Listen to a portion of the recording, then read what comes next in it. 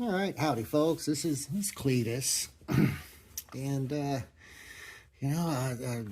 lady has asked me to make a build video, or asked me if I had one, and I said I didn't, and I think I should for the Coma. So here we go. It's a great day for it. It's horrible weather outside, so I'm not doing any rock crawling. So yeah, might as well do it. Go ahead and do it today. The Coma. This one is my most capable rig of the three. Anyway, yeah, this is my most capable. It is called the Coma because the body is a Tacoma. The Coma. I hope you guys got that already.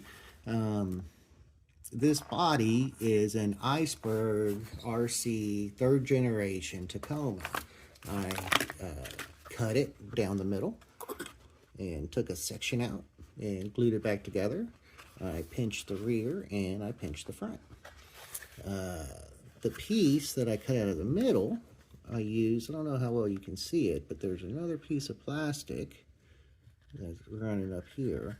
That's what I used to join it together. All right, put glue on the little piece, butt them up, there you go. If you notice, it looks horrible.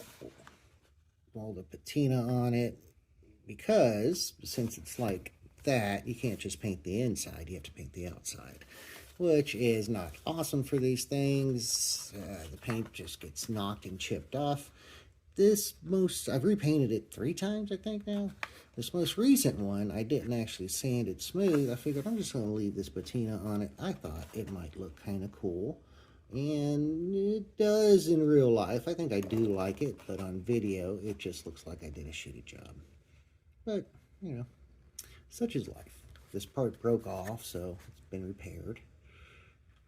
Anywho, it's held on with magnets. Put magnets on my sliders here.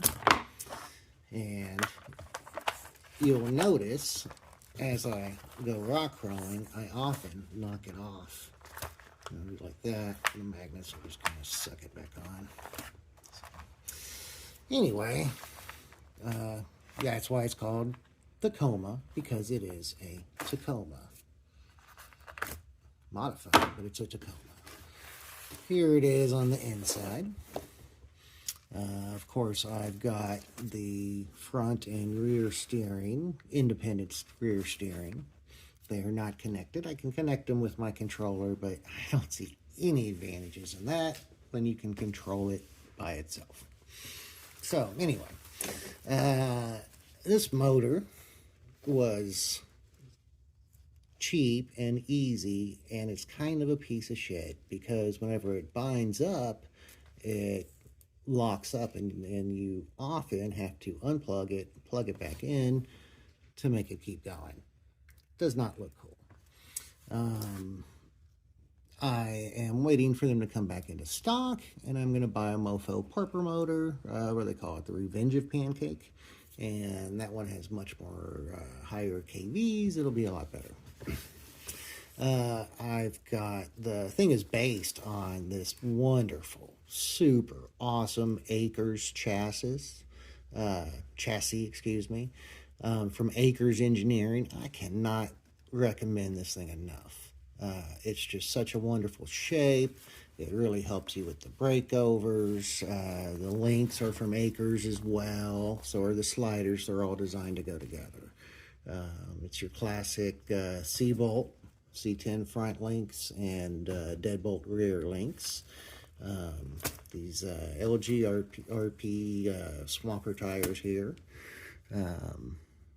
They do pretty good. I've got on the front and the rear, I've got the RS100 from NSDRC. I think this is the very best out there. You can get better by getting, they can be, have a brass case for more weight, but it's the best, I think. The only thing is, when you buy it, I don't know if you can see it in here, but the screw that holds it in, Phillips head. Come on, guys. Give me, why does this one have to be, that screw has to be different. Sorry, that's my beef with aftermarket guys. I guess they sell it for more than just SCX 24s, but throw another bolt in there.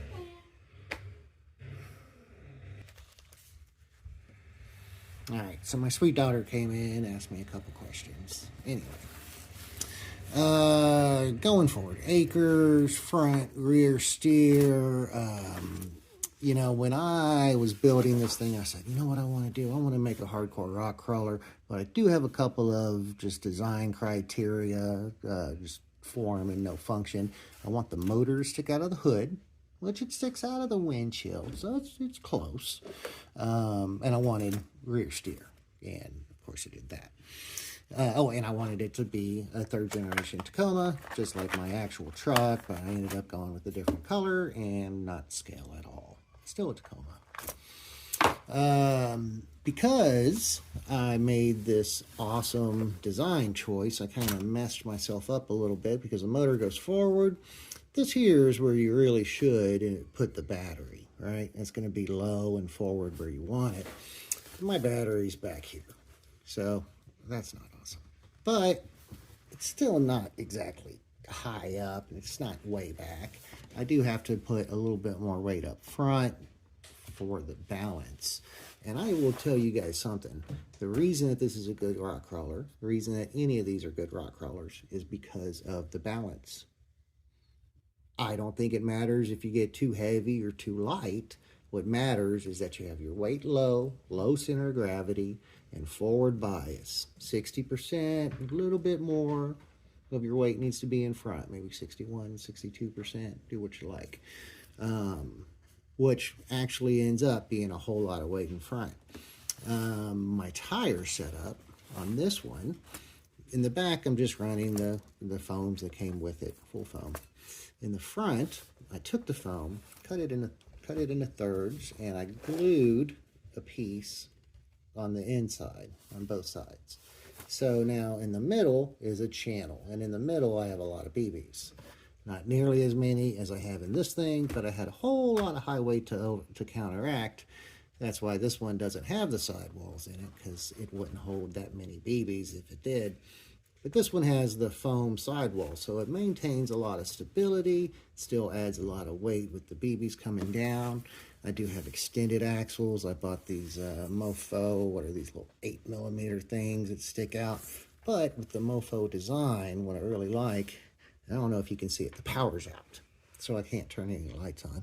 But I do not have to use barrel nuts. I've got the regular nuts that you use. They just go deep inside here, and I like that. Barrel nuts suck. Anywho,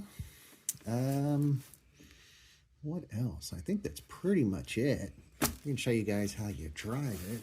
Oh, I used a lot of twist tie technology to build this thing. This is all held together with twist ties, all the electronics. This dude's just kind of loose right here. Hold my battery in with the twist ties. I've got this thing, the receiver here, 4-channel receiver. Nice, super light micro thing. It's twist tied on. I think twist ties are highly underutilized, and I really specialized in using twist ties with this one. Also, my limiting, I thought, I guess you guys should hear about that. I don't know if you're going to be able to see it, but I made a little bracket that goes right over here where the upper links are connected. And in that bracket, I've got a piece of ribbon, actually, that goes down to the bracket and to this bar, and it limits the travel. That's my limiting strap, right? I've got it front and back. That way, I can do all of this that it wants to do, plenty of flexing, but it's not going to lift. When I go up, and with the body on, it actually sits like this. It'll kind of sink, and that's part of the reason why the body's always popping off. But anyway, you know, when I'm climbing, I don't get a rise, I don't get a fall. It's not going to pick up and fall over. It's a big part of the reason why this thing can do the things that it does. Yeah, anyway, so we turn on the transmitter, plug her on in. Well, you know, I cut this hole. When I made this thing, this hole was tight on this motor. It looks so cool. This is how the motor has wallered it out over time, just from rubbing and hitting. You know, the way I have my magnet set up, there's a lot of play in my body, so I can move around and run into things and lean on stuff. It would... So now I don't have a perfect hole there. Anyway, I use the same remote that I use for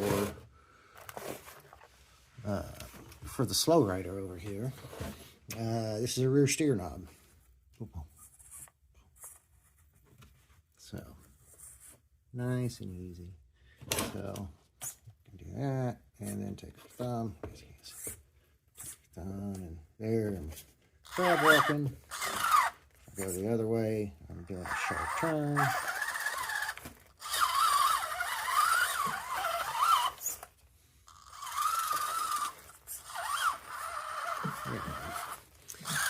So, there you go. We got this guy. Oh, my little tire came off. I'm going to put it back on one day. And this is your rear steer. And these switches. Nothing else does anything. That's all you got. That's all you need. There you go. If you guys have any questions, feel free to ask. I'm always happy to answer. Anything you'd like to see, let me know. We'll make a video of it. All right. Peace out.